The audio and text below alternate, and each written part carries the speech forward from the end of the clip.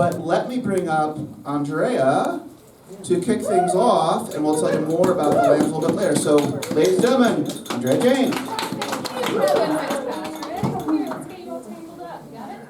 Hi everyone, thank you so much for coming out tonight. Yes, you are. You're such a good roadie though. Can I just, Kevin, you're so organized. Thank you for putting all of this together. I apologize if there's a little confusion between 6 p.m., 7 p.m. start time, but it's 7, we're here. Let's drink. So, happy holidays, Merry Christmas. As you know, if you've been coming to these events, Burroughs of the Dead does do a Christmas special every year where we tell ghost stories in a fine old Victorian tradition. It's a tradition that most of you should be familiar with if you've taken our Ghosts of Christmas Past tours or webinars before. If you haven't, we can tell you all about it, but in essence, Dickens was not the first guy to come up with the idea of the Christmas ghost story. It's a long and very noble tradition, and people have been doing it for years. Although we love to keep things in a Victorian spirit and a Victorian vein, we're also going to bring some scary contemporary stories here tonight, some written by folks in this very room, including our first reader, Leanna Renee Heber. Come on in.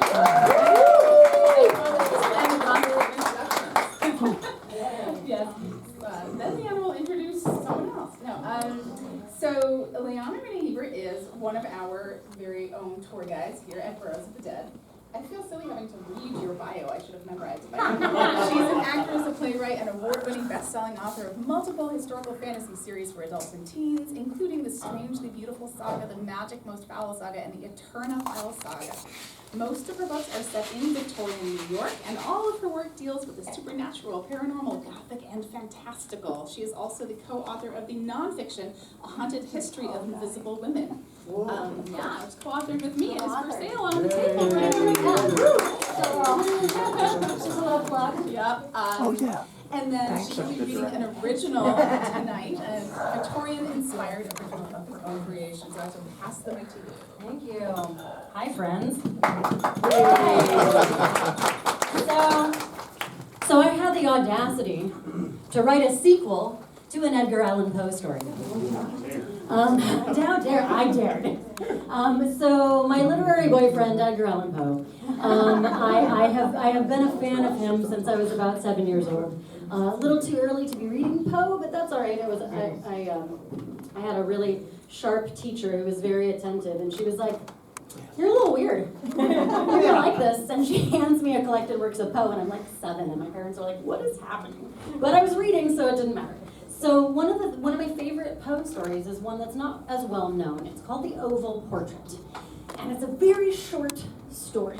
And essentially, and it's interesting that we have all of these painted women around us, because in The Oval Portrait, it's this young married couple, a painter and his new wife. And he gets so wrapped up in painting his wife that she is sitting and sitting and sitting, and by the time he is done, she is dead. He has painted the life right out of her, and the story just ends like that. And she was dead. That is how the story ends. And I was like, yeah, but like, I would haunt that dude. So there's the inspiration for my story, which picks up a little bit after. So now you know, sorry, spoilers for the Poe story. She's dead.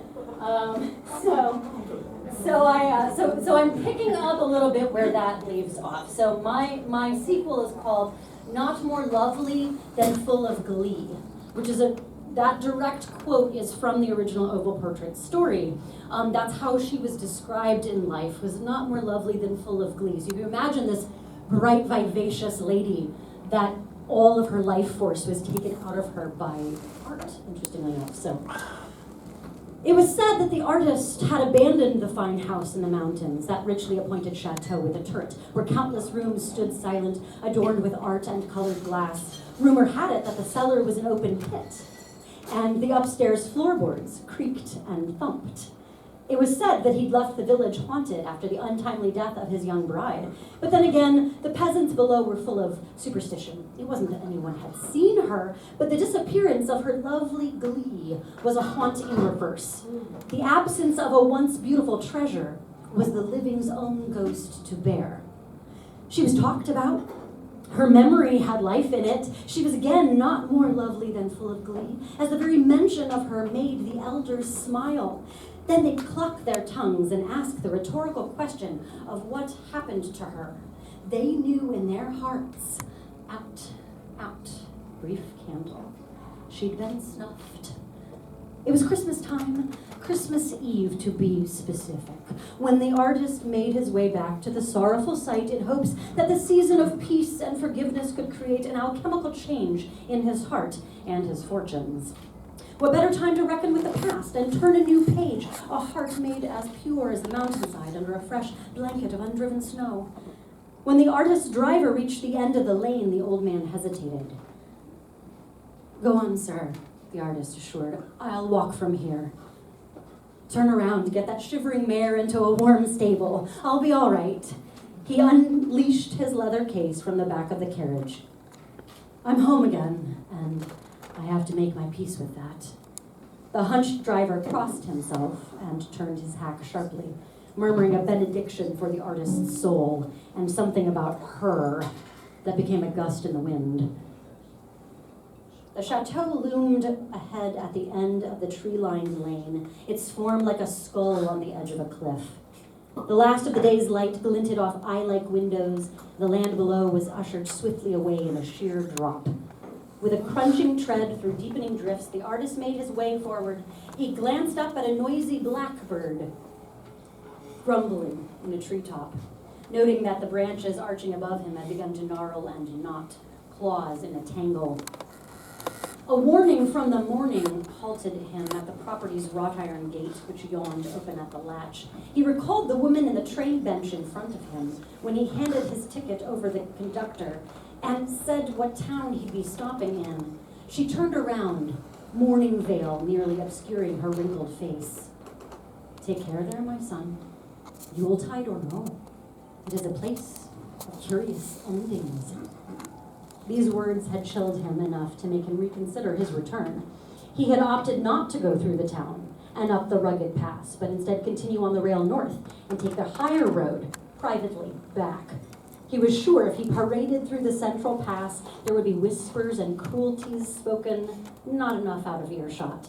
His sorrow was heavy enough without gossip weighing it further. Stepping up the overgrown flagstones to the hefty carved oak front door, the artist noted the glass on either side was broken, the lock forced. He shouldn't have been surprised that brigands took evident shelter here, assuming the place was abandoned. They hadn't been wrong.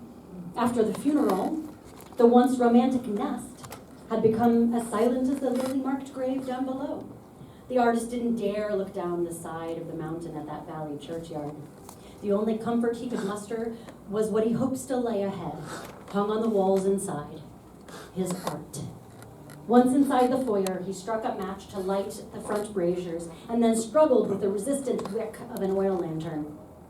Lamp finally lit, by jaundiced light he began his tour of plaster walls lined with paintings and dark wooden roof beams decked with spider webs. The colored glass lining the windows was as dark as the night sky, but his art remained safe within. He sighed in relief. In the main halls were his vast landscapes, ruins, abbeys, castles. Up the curving stairs were the faces, patrons, scholars, nobles. They were works of great renown, each a captured flash of fervor and obsession. Now here, they were his witnesses. He hadn't stopped painting during his time away. He did have to eat to survive, and there were no other skills to which he was suited. But looking at these pieces here, remembering them again, feeling them in his fingers as if he were still sculpting the paint into just the right texture, nothing he painted of late had the life of these earlier works. Nothing, of course, had the life of her. Perhaps that's why all the art had been left alone, deemed haunted. There were footprints tracked in the dust ahead of him as he climbed the curving stone stair, the lamplight illuminating a limited arc ahead of him.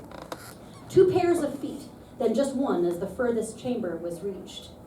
He paused at the open door. The prints of the boots were hardly fresh, so it had been some time since the trespass. and as the steps were few, the place must have been denounced as eerie enough to ward off subsequent intruders. At the end of the hallway stood the turret room that had held his most precious treasures, his best work, the place where he captured her adoring look forever, to the last. The night was a dark one, and very little light came through the lancet windows ahead. If the artist wasn't mistaken, even the lamplight hesitated at the threshold, as if it didn't dare disrupt the deep shadows within. Trembling, he took a deep breath and stepped into the chamber. The bed curtains across the room were open, and the bound book that had chronicled all the artistic works within the house lay open to a final page atop the rumpled bedclothes. His mind swam. Had a friend, the week she died, offered to add in one final entry? The artist didn't remember, and he was too unnerved to look.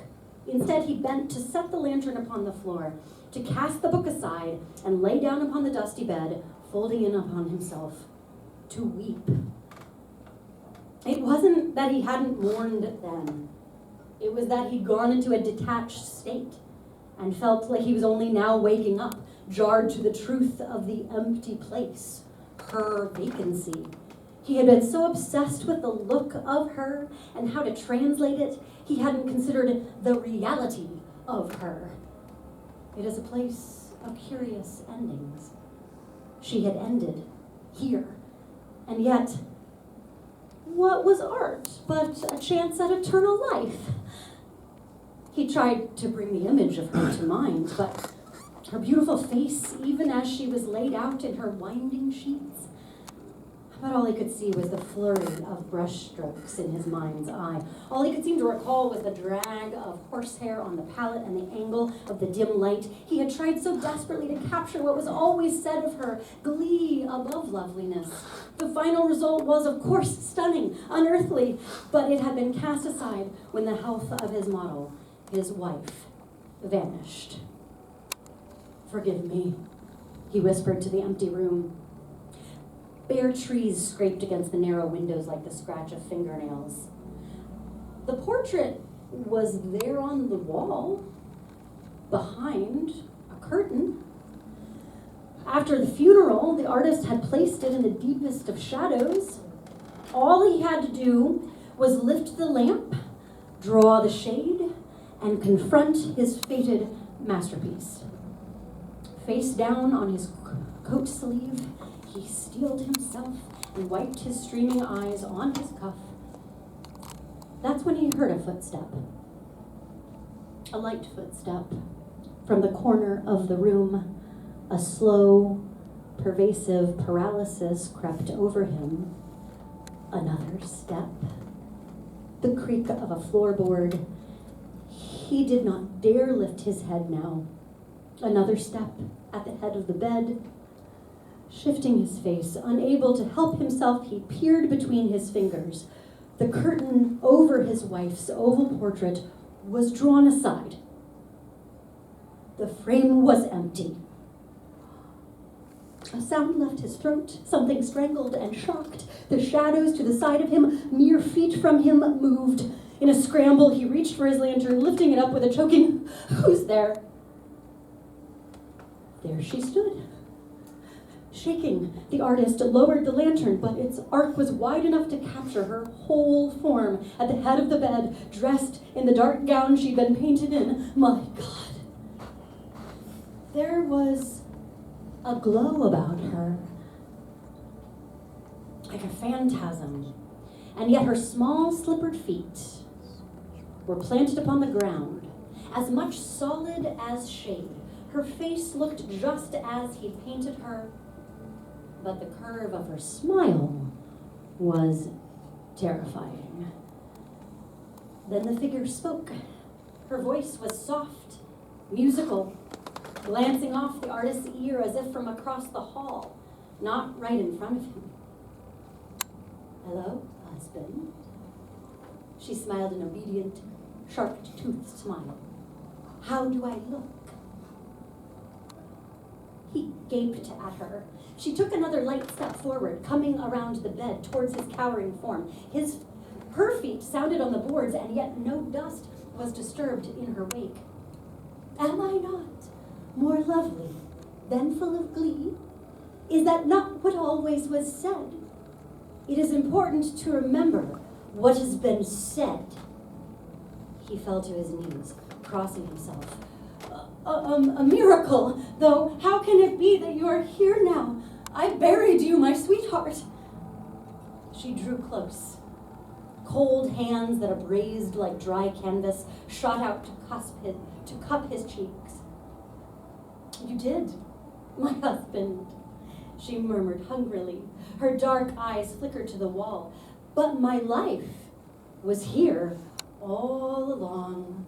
You saw to that, down to the last spark of my body's vitality that you gave to the glint in my painted eye. Did you not think there may be more than one way to take and give a life? Still in her unsettling hold, he tilted his head to the side, not understanding her question. She did the same in an eerie mirror. The storytelling, she explained. The tales told of me. I suppose you wouldn't have thought of it. Your art was in paint. Your mind in lines and strokes, I understand. But you're here now to see the power of the word. It giveth and it taketh away.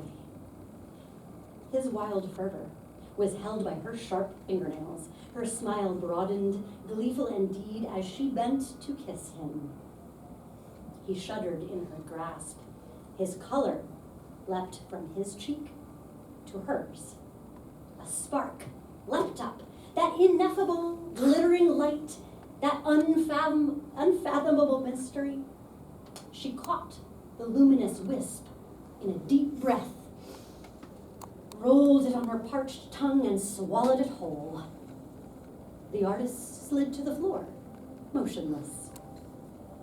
The book that chronicled the entire gallery of the chateau, indeed, works of great renown, stood open to the very page that told of her demise, her sacrifice.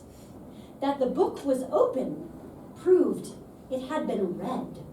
Someone had come to bear witness to her tale, but it was as yet unfinished. She plucked a pen from the prone artist's pocket and added to the narrative, which had ended abruptly with her death. She continued the tale. Yes, dead she may have been, but what has the finest wit of our age said? Life imitates art far more than art imitates life. Perhaps, but it must then be said, death imitates art far more than art imitates death. If art captures life, then I was never wholly dead, and words have resurrected me. I have stepped out of the frame to begin anew. Church bells tolled the midnight mass to proclaim a special child was born to a peasant, urging the word to tell stories of sacrifice and eternal life. She stepped out of the turret, strong footfalls treading the sonorous floorboards. She kept walking until she reached the town below, where tales of her reached farther still, not more cautionary than full of fear. Thank you.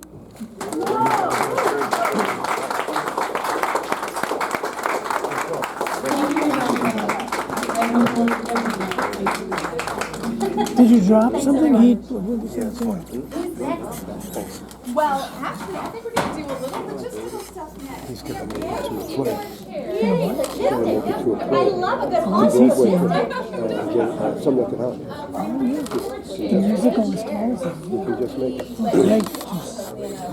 He's heard a good ghost story. What? And now he's heard a good ghost story. Yeah, I was hoping to get out of here sooner. I was gonna have to run, but we can make it.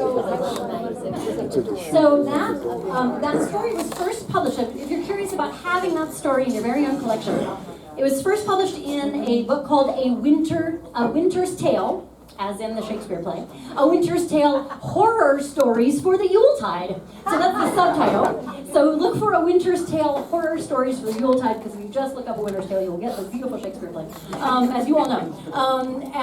So if you also want to see it paired with the oval portrait, and you would like to hear it read by a great narrator, there's a website called Pseudopod that did a podcast where it paired the original Poe story, and it's online for free, in a Gothic duet. So it has the Poe story and then mine right below it. So being able to be in a log line that Edgar Allan Poe and Leonard and Ebert side by side, just as my young heart always dreamed, was pretty great. So if you do look up Not More Lovely Than Full of Glee and my name, Leanna Renee Heber, I do have cards. If anyone wants my business card, I'll be over here with my merch and my books and our book. So thank you all very much for your rapt attention. Bless you.